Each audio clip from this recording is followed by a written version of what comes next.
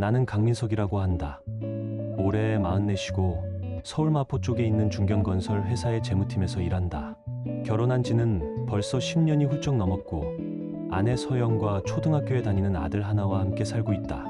우리가 사는 곳은 재개발을 앞둔 오래된 아파트지만 주말이면 집 근처 공원에서 아이와 자전거를 타고 아내와는 동네 식당이나 영화관을 오가며 소소한 일상을 나눴다.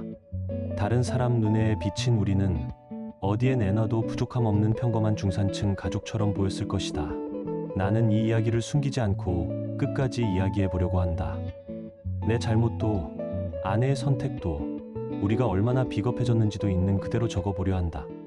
누군가는 이 이야기를 듣고 내가 너무 순진했다고 말할지 모르고 또 누군가는 아내 편을 들지도 모른다. 그래도 상관없다. 적어도 나는 내가 무엇을 목격했고 그 뒤에 어떤 선택을 했는지 피하지 않고 말하고 싶다. 모든 것이 눈에 띄게 트어지기 시작한 건 어린이날을 앞둔 어느 저녁이었다. 퇴근 후 서영과 준노와 함께 식탁에 둘러앉아 밥을 먹고 있을 때 아내가 아무렇지 않은 얼굴로 말을 꺼냈다. 내일 어린이날인데 애들 부모들이랑 다 같이 쇼핑몰 키즈카페 가기로 했어. 그 말이 떨어지자 준노가 눈을 반짝이며 물었다. 진짜? 지아도 가? 그럼. 지아랑 지아 아빠도 간대. 서영은 들뜬 사람처럼 대답하면서 마치 별것 아니라는 듯 나를 한번 흘낏 쳐다봤다. 당신은 같이 안 가도 돼. 회사 일 바쁘잖아. 예전 같았으면 가족 행사에 또 끼지 못한다는 사실이 미안해서 먼저 사과부터 했을 것이다. 그런데 그날은 이상하게도 서영의 말투에서 나를 빼고 싶어 한다는 느낌이 먼저 들었다. 밝게 웃고 있는 얼굴이 낯설 만큼 환했고 그 웃음 안에 내가 설 자리 같은 건 없어 보였다. 잠깐 스쳐 지나가는 위화감이었지만 그 작은 가시가 마음 한구석에 박힌 채 남았다. 그날 저녁 식탁에서 오고 간 대화는 겉으로 보면 특별할 것 하나 없었다. 문제는 그 대화 속에 등장한 이름들, 그리고 그 이름들이 내 일상 속으로 조금씩 파고들고 있었다는 사실이었다. 얼마 전부터 우리 아들 준노는 반에서 새 친구를 사귀었다. 이름은 지아였다. 활달하고 말이 많은 아이라 집에만 오면 학교에서 있었던 일을 줄줄 쏟아냈다. 그 이야기 속에는 거의 빠지지 않고 지아가 등장했다. 아빠, 지아가 오늘 내가 문제 푸는 거 도와줬어. 지아네 집에는 장난감이 엄청 많대. 다음에 나보고 놀러 오라 그랬어. 아이의 들뜬 목소리를 들을 때마다 나는 그냥 흐뭇하게 웃었다. 아이가 좋은 친구를 만났다는 것만으로도 충분히 고마웠다. 그때까지만 해도 그 인연이 우리 집안을 어디까지 흔들어 놓게 될지 상상조차 하지 못했다. 지아의 아버지 박진우를 처음 본 건 학교에서 열린 학부모 모임 자리였다. 나보다 2살 많은 45이라고 했고 말수가 많지는 않았지만 첫인상은 꽤 괜찮았다. 이혼 후 혼자 지아를 키우고 있다고 했다. 아이에게는 과하게 다정할 정도로 조심스레 말을 걸었고 우리 준노에게도 친근하게 장난을 걸었다. 지아 아빠 애한테 참 잘해주더라. 혼자 키우는데도 진짜 성실한 아빠 같아. 집으로 돌아오는 길에 서영은 여러 번 그런 말을 했다. 처음에는 그저 흔한 학부모 간의 대화라고만 생각했다. 나도 가볍게 맞장구 쳤다. 남자가 혼자 아이를 키우는 게 쉽지 않을 테니 대단하다는 말도 겉으로 보기에는 틀린 말이 아니었다. 문제는 그 이후였다. 어느 순간부터 서영이 입에서 지아 아빠라는 말이 너무 자주 흘러나오기 시작했다.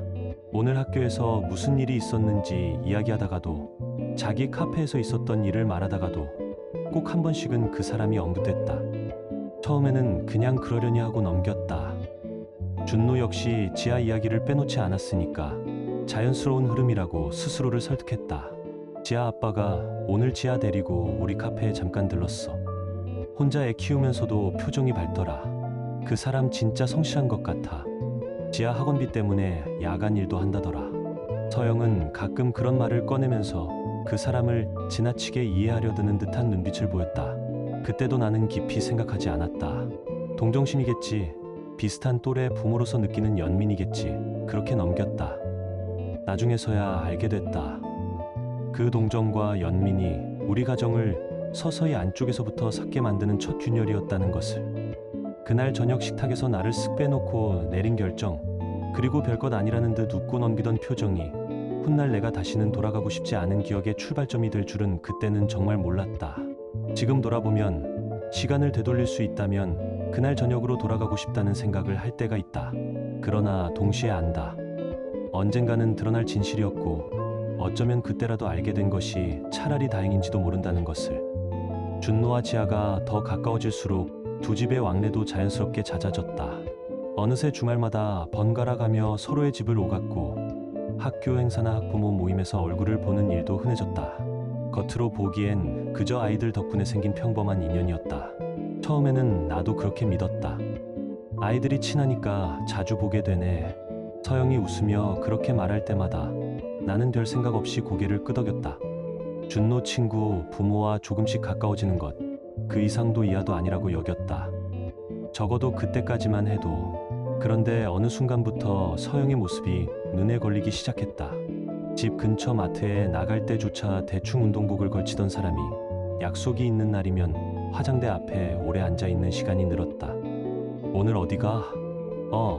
준노 친구들이랑 놀이터에서 만나기로 했어. 대답은 익숙한 말투였지만 문을 나서는 뒷모습은 어딘가 낯설었다. 평소보다 화장이 또렷했고 옷차림도 달라졌다. 처음에는 그냥 기분 전환이겠지 싶은 마음에 대수롭지 않게 넘겼다. 하지만 그런 날이 반복되면서 머릿속 어딘가에서 작은 의문이 조금씩 형태를 갖추기 시작했다. 가장 마음에 걸린 건 돌아오는 시간이었다. 미안해. 엄마들끼리 이야기하다 보니까 시간 가는 줄 몰랐네. 늦은 귀가에 대한 서영의 설명은 늘 비슷했다. 말만 들으면 이해 못할 것도 아니었다. 그런데 그런 날이면 이상하리만큼 표정에 미묘한 변화가 있었다. 평소보다 밝고 들뜬 웃음, 그 아래 어쩐지 불안정해 보이는 눈빛이 엇갈렸다. 말로 설명하기 힘든 낯선 온도였다. 가슴 한쪽이 슬금슬금 불편해지는 느낌이 밀려왔지만 나는 스스로를 다독였다. 괜히 예민하게 굴지 말자. 괜한 의심으로 판을 깨지 말자. 그런 말로 마음을 눌렀다. 열해 넘게 함께 산 한 해를 이런 기분 하나로 재단하고 싶지 않았다. 그러던 어느 날 의심이 내 입이 아닌 다른 입을 통해 스며들었다. 엄마랑 지아, 아빠 우리 없을 때도 전화 많이 해. 저녁 밥상에서 밥을 먹던 준노가 아무렇지 않게 내뱉은 말이었다. 지아 아빠가 엄마한테 선물도 줬대. 아이는 그게 얼마나 이상한 말인지도 모르고 그저 자랑하듯 이야기했다. 처음에는 억지로 웃어 넘겼다. 아이 앞에서 얼굴에 티를 낼 수는 없었으니까. 하지만 그 순간 이후로 지아 아빠라는 단어는 더 이상 가볍게 들리지 않았다. 마음 한구석에 박혀있던 작은 가시가 몸을 틀기 시작했다. 그래도 나는 끝까지 내 편을 들어주고 싶었다. 열해를 함께 산 사람이고 내 아이의 엄마였다. 사람 사이에는 오해도 있고 과민 반응도 있으니까. 하지만 세상에는 말로 설명할 수 없는 변화가 분명히 존재한다. 손에 잡히는 증거가 없어도 느껴지는 거리, 설명되지 않는 공백의 시간. 예전 같으면 가장 먼저 나눴을 사소한 일상을 이제는 굳이 입 밖에 꺼내지 않으려는 기류. 그런 것들이 하나둘 쌓여 내 마음속 불안은 조용히 부풀어 올랐다. 나는 그 모든 징후를 보고도 못 본 척하고 싶었다. 지금이라도 따져 물으면 내가 틀리기를, 모든 것이 내 착각이기를 바랐다. 그러나 의심은 생각보다 빠르게 얼굴을 드러냈다. 그날 밤은 유난히 잠이 오지 않던 밤이었다. 시계는 새벽 2시를 가리키고 있었고 창밖으로는 가늘게 빗줄기가 떨어지고 있었다. 옆에서 자는 사람의 숨소리가 낯설게 느껴져 몇 번이고 몸을 뒤척이다 화장실에 다녀오려고 조심스레 일어났다. 침실 문고리를 잡는 순간 복도 끝 베란다 쪽에서 희미한 불빛이 새어나오는 것이 보였다. 커튼 사이로 고개를 조금 기울이자 서영이 베란다에 서서 휴대폰을 귀에 댄 채 조용히 통화하고 있는 모습이 보였다. 집 안 공기는 고요했지만 그 고요함 위로 묘한 긴장감이 얇게 깔려 있었다. 이 시간에 누구하고 통화를 하는 걸까? 호기심과 불안이 동시에 목을 조였다. 나는 걸음을 멈추고 숨까지 죽인 채 그 자리에 서 있었다. 서영의 입술은 분명 무언가를 빠르게 말하고 있었지만 빗소리와 창틀 사이로 스며드는 바람 때문에 구체적인 단어는 잘 들리지 않았다. 그런데 잠시 뒤 전화기 너머에서 낮은 남자 목소리가 희미하게 들려왔다. 내용은 분간하기 어려웠지만 그 톤만큼은 또렷했다. 오래 알고 지낸 사이라도 된 것처럼 지나치게 편안하고 다정한 말투였다. 그 순간 심장이 서서히 식어가는 느낌이 들었다. 온몸에서 피가 빠져나가는 것 같은 기분, 발밑에서 바닥이 아주 조금씩 내려앉는 것 같은 이질감. 머릿속에서는 수많은 변명이 동시에 떠올랐다가 부서지고 다시 떠올랐다. 회사 동료일 수도 있다. 지아 아빠가 아닐 수도 있다. 그냥 상담해 주는 걸 수도 있다. 하지만 귀가 이미 알고 있는 사실을 마음만 모른 척할 수는 없었다. 나는 끝내 다가가 묻지 못하고 조용히 돌아섰다. 이 시간에 누구랑 통화하는 거야? 속으로 중얼거린 그 문장이 목구멍 언저리에서 맴돌다 가라앉았다. 다시 침대로 돌아와 누웠지만 더 이상 잠은 오지 않았다. 천장을 바라보며 눈을 감았다 떴다를 반복하는 동안 머릿속에서는 온갖 생각이 뒤엉켰다. 혹시 내가 너무 예민한 걸까? 단순한 오해일 수도 있지 않을까? 그럴 만한 이유가 있을지도 모른다.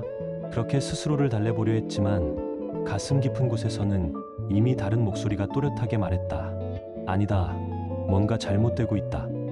그날 밤 머릿속에서는 온갖 변명을 줄줄이 끌어다 붙이고 있었지만 가슴은 이미 다른 말을 하고 있었다. 아니다. 이건 우연이 아니다. 뭔가 분명히 잘못되고 있다. 그날 이후로 내 의심은 서서히 그러나 확실하게 모양을 갖추기 시작했다. 다음날 아침 서영은 아무 일 없었다는 얼굴로 부엌에서 아침을 차리고 있었다. 프라이팬에서 계란 지지는 소리와 전기포트 끓는 소리가 평소와 다르지 않게 흘러나왔다.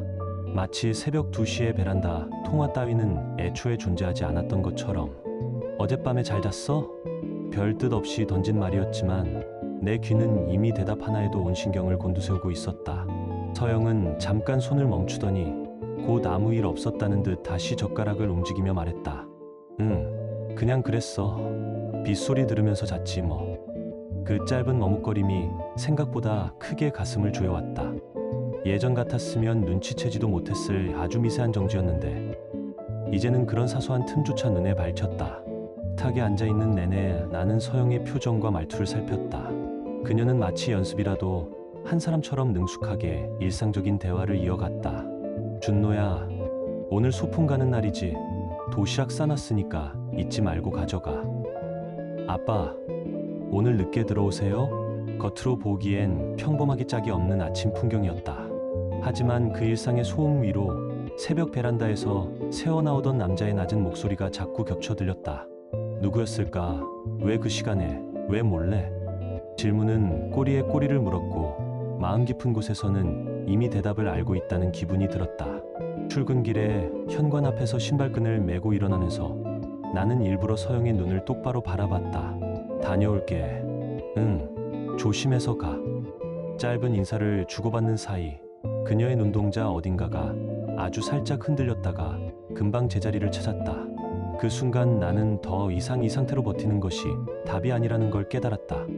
진실을 피하는 대신 정면으로 확인해야 할 때였다.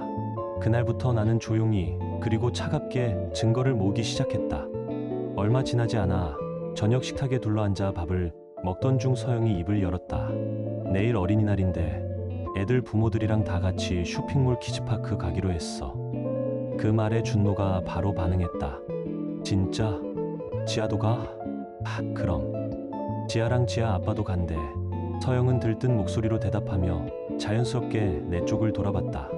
당신은 같이 안 가도 돼. 회사 일 바쁘잖아.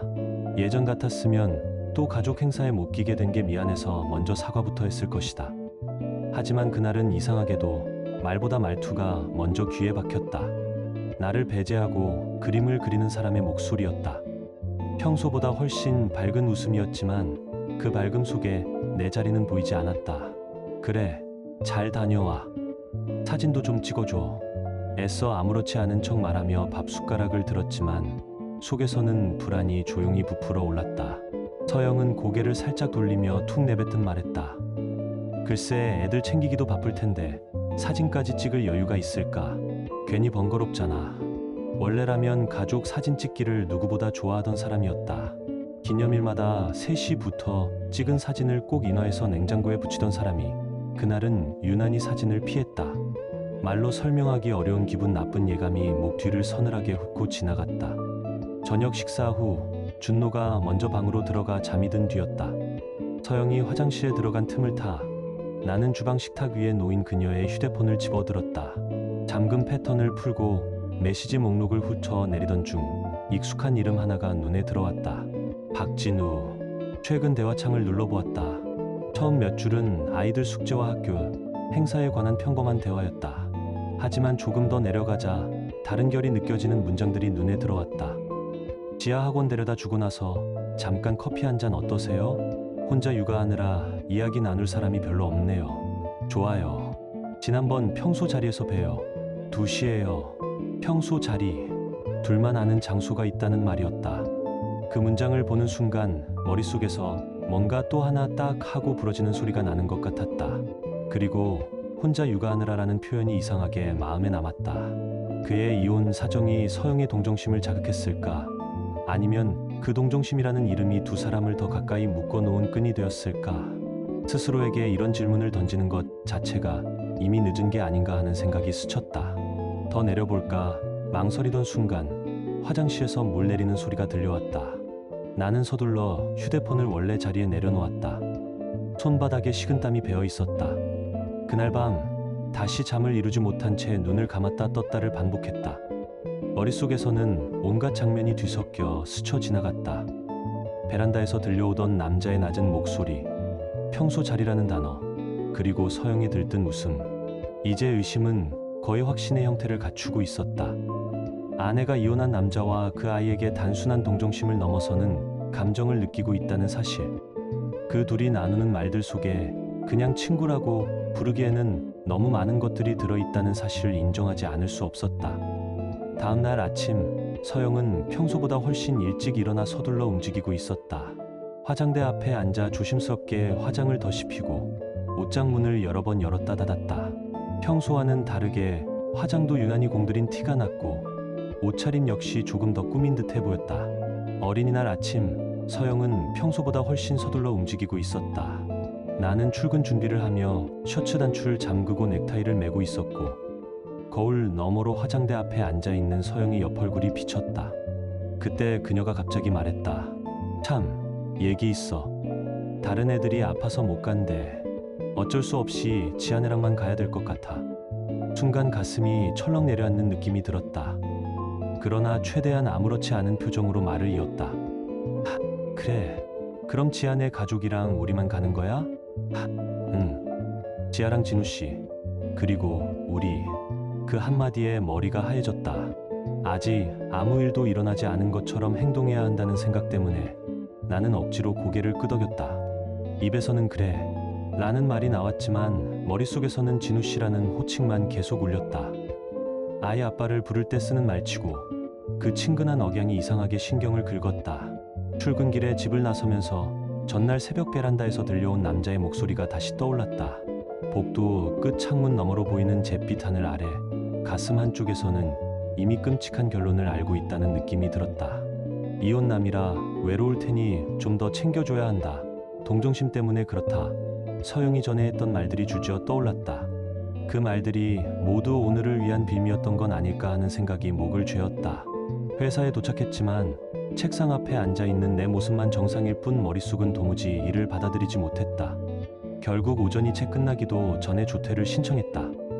몸이 안 좋다는 형식적인 말들을 입에 올리면서도 머리 한쪽에서는 이미 차를 어디로 몰고 가야 할지 계산이 끝나 있었다. 자리에서 일어나기 전 나는 서랍 속에 숨겨둔 휴대폰을 꺼내 가족 위치 공유 앱을 켰다. 며칠 전 서영 몰래 설치해둔 앱이었다. 지도에는 서울 외곽에 있는 대형 쇼핑몰 이름이 떠 있었고 그 아래 4층 키즈파크라는 표시가 찍혀 있었다. 문제는 그 위치가 3시간째 거의 움직이지 않고 있다는 점이었다. 아이들과 함께라면 이 가게 저 가게를 옮겨 다니고 놀이기구도 타고 푸드코트도 들르고 위치가 조금씩 바뀌는 게 당연했다. 그런데 화면 속 작은 점은 처음 찍힌 자리에서 조금도 벗어나지 않고 있었다. 애들 데리고 갔는데 3시간 내내 같은 자리라. 혼잣말이 새어나왔다. 머리보다 속이 먼저 뒤틀렸다. 차를 몰고 쇼핑몰로 향하는 동안 나는 계속해서 같은 문장을 중얼거렸다. 대체 무슨 짓을 하고 있는 거냐. 주차장에 차를 세우고 엘리베이터를 타고 올라가 4층에 내리자 아이들 웃음소리와 음악 소리가 뒤섞인 공기가 한꺼번에 밀려왔다. 유리 난간 너머로 키즈파크 내부가 내려다 보였고 나는 자연스럽게 그쪽으로 발걸음을 옮겼다. 안쪽에는 커다란 볼풀장과 미니 미끄럼틀, 작은 회전 놀이기구들이 빽빽하게 들어서 있었다. 아이들은 새세개 공들 사이를 뛰어다니며 소리를 질렀고 그 옆으로 보호자들이 앉아있는 유리벽 안쪽 휴게 공간이 있었다. 나는 사람들 사이를 비집고 그 휴게 공간이 한눈에 보이는 위치로 다가갔다. 그리고 그곳에서 나를 한 번에 숨막히게 만드는 장면이 눈에 들어왔다. 볼풀장 안쪽에서 준노와 지아가 서로 공을 던지며 깔깔 웃고 있었다. 그 바로 옆 보호자석 한쪽에는 서영과 박진우가 마주 앉아 있었다. 멀리서 보기에도 두 사람 사이 공기는 그냥 학부모끼리의 예의라는 말로는 설명되지 않았다. 박진우가 상체를 조금 앞으로 기울이더니 서영 목에 느슨하게 걸려있던 스카프를 조심스럽게 고쳐 매주었다. 손끝이 자연스럽게 목선을 따라 올라갔다 내려왔다. 서영은 약간 민망한 듯 고개를 살짝 돌렸지만 그 손길을 피하지 않았다. 입가에는 어쩔 줄 몰라 하는 웃음이 번져 있었고 눈가에는 알 수 없는 안도감 같은 것이 비쳤다. 그 모습을 보는 순간 온몸에 피가 거꾸로 솟는다는 말이 어떤 뜻인지 알 것 같았다. 내가 10년 넘게 함께 산 아내가 다른 남자 앞에서 저런 표정을 짓고 있었다.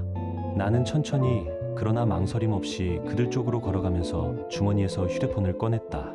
녹음 앱을 열어 버튼을 눌렀다. 이제는 느낌만으로 싸울 수 있는 단계가 아니었다. 확실한 것이 필요했다. 키즈파크 안을 메운 음악과 아이들 비명 섞인 웃음소리 사이로 두 사람의 대화가 조금씩 귀에 들어오기 시작했다. 이렇게 앉아있으니까 진짜 내 식구 같지 않아요? 박진우가 낮은 목소리로 웃으며 말했다. 그 말에 서영은 유리창 너머에서 뛰노는 아이들을 바라보며 대답했다. 그러게요. 누가 보면 우리 가족인 줄 알겠어요. 그 한마디가 귀를 찢고 가슴을 후벼 팠다. 열해 넘게 함께 살아온 남편이 아니라 오늘 하루 이렇게 마주 앉아있는 남자와 우리 가족이라니. 그동안 내 안에서만 맴돌던 의심들이 한꺼번에 자리를 찾아 앉는 소리가 들리는 것 같았다. 바로 그때 볼풀장 쪽에서 준노의 목소리가 또렷하게 울려 퍼졌다. 엄마, 아까 지아 아빠랑 진짜 결혼한다고 했잖아. 그럼 지아랑 나는 진짜 남매 되는 거야? 시간이 잠깐 멈춘 것처럼 주변이 조용해진 것 같았다. 박진우가 황급히 주변을 둘러보며 손짓했다. 준노야, 아까 그건 그냥 농담이었잖아. 농담. 그 단어가 머릿속에서 몇 번이고 부서졌다 붙기를 반복했다. 나는 그 말을 듣는 순간 모든 것이 명확해졌다는 것을 느꼈다. 이 사람들의 관계가 어디까지 가버렸는지 더 이상 스스로 속일 여지가 없다는 것도, 볼풀장 안에서 튀어오르던 새세개 공들이 한순간 조용해진 것처럼 느껴졌다. 두 사람이 주고받은 대화와 아이의 순진한 질문, 그리고 박진우가 허둥대며 내뱉은 농담이라는 말까지 모든 것이 내가 상상했던 최악의 그림을 또렷하게 완성해주고 있었다. 가슴속에서 분노가 거칠게 치밀어 올랐지만 나는 이를 악물고 숨을 고르며 한 걸음씩 앞으로 나아갔다.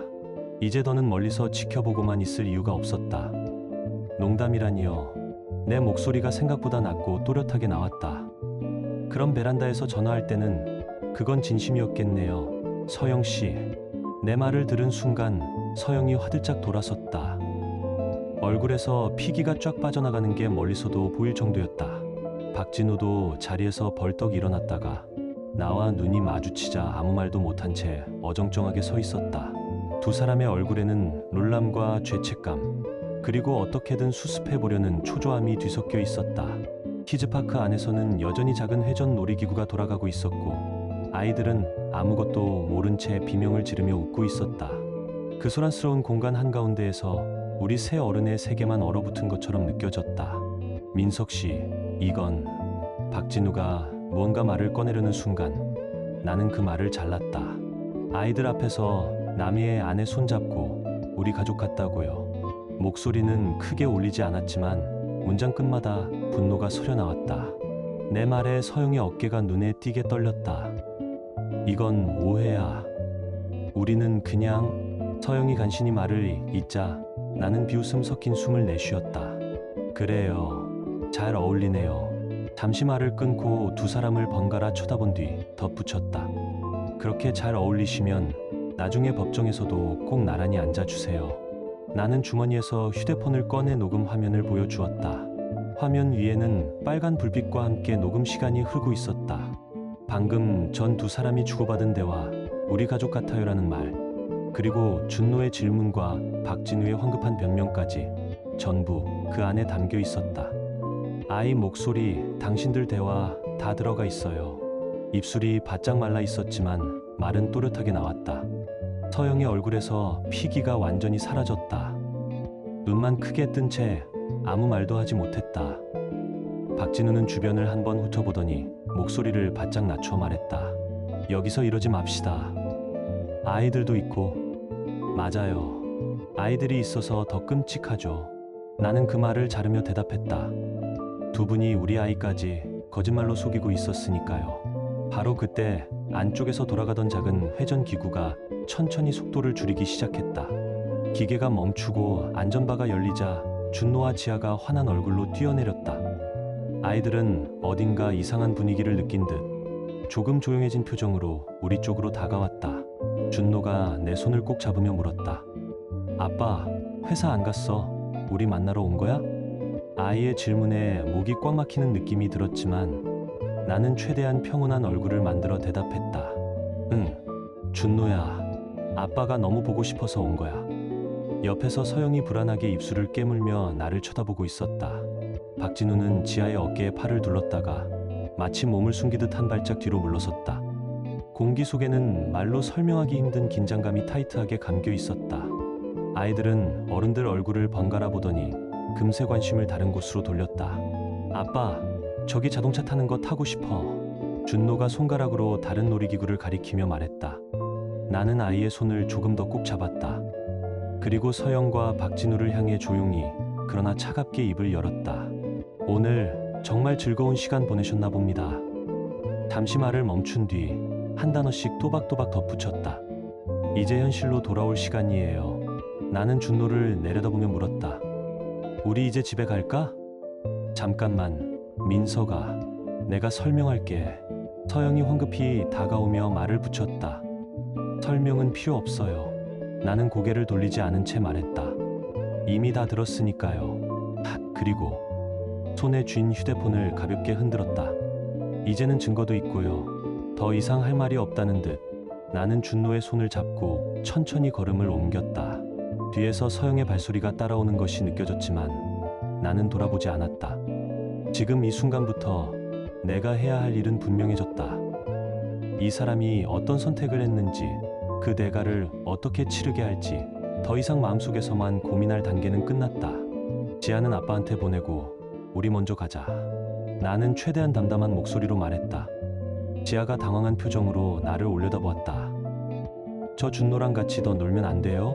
아이의 순진한 질문이 심장을 한 번 더 찔렀다. 그래도 감정을 억누르고 부드럽게 대답했다. 오늘은 여기까지만 하자. 다음에 또 놀 수 있어. 준노야, 가자. 내가 손을 잡아 끌자 준노는 아쉬운 얼굴로 지아를 한번 돌아보고는 내 옆으로 다가왔다. 그때 박진우가 성급히 앞으로 한 걸음 나섰다. 잠깐만요. 강민석 씨, 애들 때문에라도 이렇게까지 하실 필요는 없잖아요. 나는 그의 말을 끝까지 듣지 않았다.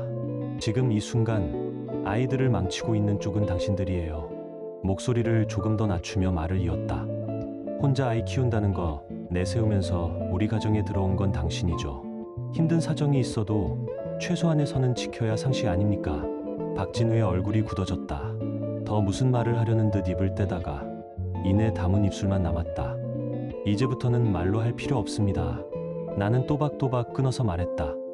앞으로는 서류로 얘기하시죠. 그렇게 말한 뒤 준노의 손을 잡고 키즈파크를 나와 주차장 쪽으로 걸어갔다. 뒤에서 서영의 흐느끼는 소리가 들렸지만 나는 단 한 번도 뒤돌아보지 않았다. 차에 도착해 뒷좌석 문을 열고 준노를 태운 뒤 안전벨트를 매주었다. 아이의 머리를 한번 쓰다듬고 문을 닫으려는 순간 서영이 헐레벌떡 달려와 내 앞을 막아섰다. 민서가, 제발 이건 오해야. 나 잠깐만. 나는 그녀를 바라보며 딱 한 문장만 던졌다. 당신은 타지 마. 서영의 눈이 크게 흔들렸다. 오늘은 호텔에서 지내든 친구 집에 가든 알아서 해요. 집에는 들어오지 마. 민서가, 진짜 오해야. 나 그냥 내가 뭘 오해했다는 건지 한번 설명해봐. 나는 눈을 떼지 않고 물었다. 당신들이 결혼 얘기하는 거, 우리 애가 지아랑 남매가 된다고 들은 거, 그게 전부 오해라는 거야? 서영은 입을 떼지 못했다. 입술만 파르르 떨릴 뿐 아무 말도 이어지지 않았다. 그때 뒷좌석 창문 너머로 준노가 엄마를 바라보며 물었다. 엄마는 안 타. 나는 잠시 눈을 감았다가 뜨고 최대한 차분하게 대답했다. 엄마는 나중에 올 거야, 준노야. 아이의 표정에는 이해하지 못한 의아함이 가득했지만 더 묻지는 않았다. 나는 조용히 운전석에 앉아 시동을 걸었다. 백미러 속에서 주차장 한가운데 서 있는 서영의 모습이 점점 작아졌다. 가슴 한쪽이 갈라지는 듯한 통증이 밀려왔지만 동시에 이 선택이 필요하다는 생각도 묵직하게 자리 잡았다.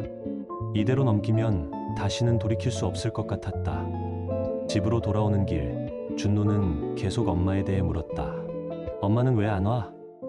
지아랑 지아 아빠랑 더 같이 놀고 싶어서 그런 거야? 무슨 말을 어디까지 해야 할지 막막했다.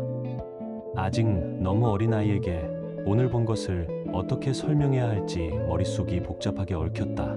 결국 나는 가장 단순한 대답만 내놓았다. 엄마는 나중에 올 거야. 오늘은 아빠랑 둘이서 재미있게 지내보자. 집에 도착한 뒤 준노를 씻기고 잠자리에 눕혔다. 아이의 숨소리가 규칙적으로 변할 때까지 한참 옆에 앉아 있다가 조용히 방을 나와 거실에 홀로 앉았다. 불을 켜지 않은 거실은 기묘하게 넓어 보였다. 서영의 달라진 말투와 표정, 새벽 베란다에서의 통화, 키즈파크에서 마주한 장면들까지 그동안의 모든 순간이 주마등처럼 빠르게 스쳐 지나갔다. 그날 밤 서영은 집으로 돌아오지 않았다. 대신 내 휴대폰 화면에는 부재 중 전화와 메시지가 끊임없이 쌓여갔다. 사과, 해명, 울먹이는 문장들이 미리 보기 화면에 짧게 떠올랐다 사라졌다. 나는 그 어떤 것도 열어보지 않았다. 이제는 감정으로 주고받을 단계가 아니었다. 법적인 절차를 통해 모든 것을 정리해야 한다고 마음을 굳혔다. 그리고 무엇보다 준노에게 어떤 환경을 남길 것인지가 가장 중요했다. 다음 날 아침, 나는 평소처럼 준노를 학교에 데려다 주었다. 아이를 교문 앞에서 보내고 난 뒤 곧장 지하철을 타고 가정전문 변호사 사무실이 있는 건물로 향했다. 예약해둔 시간에 맞춰 사무실 문을 열고 들어가 변호사 앞에 앉았다. 테이블 위에 휴대폰과 출력해 온 위치 기록, 통화 내역, 그리고 그동안 모아둔 여러 정황 자료를 차례대로 꺼내놓았다. 변호사는 말없이 한 장 한 장 하나하나 꼼꼼히 확인했다. 잠시 후 그는 서류를 정리하며 고개를 끄덕였다. 증거는 충분해 보입니다. 이혼 조정 신청과 동시에 상간자에 대한 위자료 청구도 진행할 수 있어요. 시간은 얼마나 걸리겠습니까? 내가 묻자 변호사는 차분히 답했다. 사건에 따라 다르지만 보통 몇 달 정도는 걸린다고 보셔야 합니다. 상간자 위자료는 2천만 원 정도가 적정선으로 보이고요. 이혼 소송에서는 양육권, 친권 단독 청구도 충분히 가능하십니다. 나는 깊게 숨을 들이쉬었다가 내쉬며 고개를 끄덕였다. 진작 예상했던 말들이었지만 실제로 입으로 들으니 몸 어딘가에서 마지막 망설임이 떨어져 나가는 느낌이 들었다. 이제 진짜로 돌아갈 수 없는 강을 건넜다는 생각이 들었다. 그럼에도 불구하고 이 선택이 틀리지 않았다는 확신이 조금씩 가라앉듯이 마음 한가운데 자리 잡았다. 소송 절차가 그렇게 시작됐다. 서영은 그 뒤로도 계속 연락을 시도했다. 전화도 문자도 메신저도 쉴 새 없이 왔다. 하지만 나는 더 이상 직접 대답하지 않았다. 모든 연락은 변호사를 통해서만 주고받겠다고 분명히 했다. 몇 번은 집까지 찾아왔다. 현관 초인종을 누르고 문 앞에서 울먹이는 목소리로 이름을 불렀다. 그래도 문을 열지 않았다. 한 번만 준노를 보고 싶다며 거의 오열하듯 부탁했을 때 아주 짧은 만남만 허락했다. 그것도 내가 바로 옆에서 지켜보는 조건으로. 준노는 상황을 온전히 이해하지 못했다. 다만 엄마와 아빠가 더 이상한 집에서 살지 않는다는 사실을 감지했고 그 사실이 아이 마음을 뒤흔들고 있다는 것만은 분명했다. 나는 아이에게 상처를 덜 주기 위해 최대한 조심스럽게 말했고 말로 다 되지 않는 부분은 전문가의 도움을 빌렸다. 아이 정서를 위해 아동상담 클리닉을 찾아가 정기적으로 상담을 받게 했다. 재판은 생각보다 빠르게 진행됐다. 키즈파크에서의 대화를 담은 녹음 파일, 위치 공유 기록, 두 사람이 나란히 앉아있는 사진과 영상들까지 불륜의 정황은 너무도 선명했다. 게다가 준노가 말한 결혼과 남매 이야기는 그들의 관계가 단순한 학부모 사이가 아니라는 것을 보여주는 결정적인 단서였다. 재판정에서 서영은 눈물을 흘리며 여러 가지 변명을 늘어놓았다. 잠시 흔들렸을 뿐이다. 가족을 버릴 생각은 없었다. 아이를 진심으로 사랑한다. 하지만 재판장의 표정은 변하지 않았다. 잠시 정적이 흐른 뒤 판결문이 읽혔다. 피고 이서영과 박진우의 부적절한 관계는 원고의 혼인을 파탄에 이르게 한 행위로 인정됩니다. 이에 따라 피고 이서영은 원고 강민석에게 위자료 3천만 원을 지급하고 혼인 파탄에 주된 책임을 집니다. 피고 박진우는 원고에게 위자료 2천만 원을 지급하며 미성년 자녀에 대한 면접 교섭을 6개월간 금지합니다. 원고 강민석은 자녀 강준노에 대한 단독 양육권 및 친권을 가집니다. 판결문이 끝나는 순간 서영은 그대로 자리에 주저앉아 어깨를 떨었다. 박진우는 굳은 얼굴로 승강장 쪽 출구를 향해 빠르게 걸어 나갔다. 가슴 어딘가가 함께 내려앉는 기분이 들었지만 동시에 아주 작은 안도감이 스며들었다. 적어도 잘못된 선택에 대한 책임만큼은 분명하게 확인된 셈이었다. 법원 건물 밖으로 걸어 나오는데 뒤에서 서영이 다급히 따라와 나를 불렀다. 민서가 정말 이렇게까지 해야 해? 준노는 우리 아이잖아. 나는 잠시 숨을 고르고 그대로 그녀를 마주봤다. 아니, 당신이 이렇게 끝낸 거야. 목소리는 떨리지 않았다. 우리 가정을, 준노의 행복을 다 당신이 던져버린 거야. 혼자 아이 키우는 사람이라고 연민 느끼는 척하면서 결국 우리 아이까지 이용했잖아. 서영은 더 이상 아무 말도 하지 못했다. 눈물만 볼을 타고 흘러내렸다.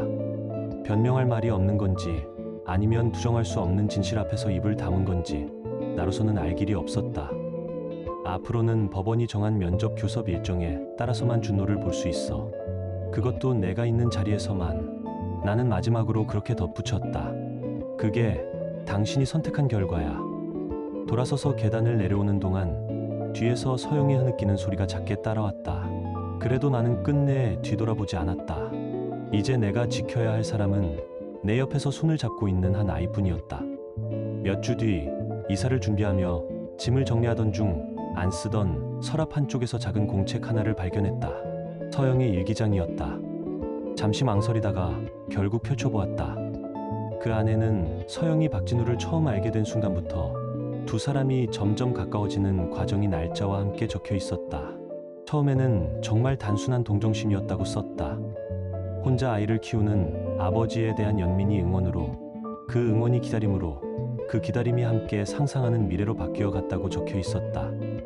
어느 순간부터는 저 사람과 우리 가족이 되면 어떨까라는 생각을 떨칠 수 없었다고 했다. 그 와중에도 나와 준노에 대한 미안함이 몇 줄씩 끼어 있었다. 하지만 문장을 따라가다 보면 그녀 마음이 이미 다른 곳을 향해 있었다는 것을 부정하기 어려웠다. 일기장을 덮으며 생각했다. 어쩌면 우리 결혼은 그 이전부터 조금씩 금이 가고 있었는지도 모른다. 서로 바쁘다는 이유로 괜찮은 줄 알고 그냥 그렇게 버티면서, 그렇다고 해서 그 금이 난자리에 다른 사람을 끌어들이는 선택이 정당화되지는 않는다. 누구의 인생이든 마지막에 결정하는 건 결국 자기 자신이니까. 나는 위자료로 받은 돈을 따로 계좌를 만들어 준노의 미래를 위해 묶어두었다. 학원비, 유학 무엇이 되었든 언젠가 아이가 선택할 때 조금이라도 도움이 되기를 바랐다. 그리고 준노와 함께 새로운 동네의 작은 아파트로 이사했다.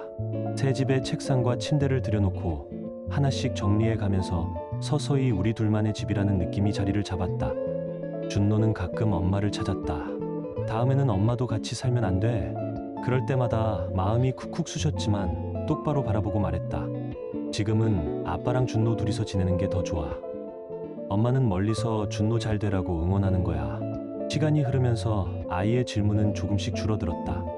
학교 생활에 익숙해지고 새로운 친구들이 생기고 나와 둘만의 작은 루틴이 생기자 아이의 표정에서도 서서히 안도감이 보이기 시작했다.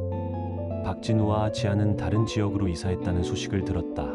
정확한 주소는 알지 못했다. 이 동네에 남아있는 시선과 기억을 피하고 싶었겠지. 그 선택에 대해서까지 내가 뭐라고 말하고 싶지는 않았다. 서영은 법원이 정한 대로 한 달에 한 번 면접 교섭을 신청했다.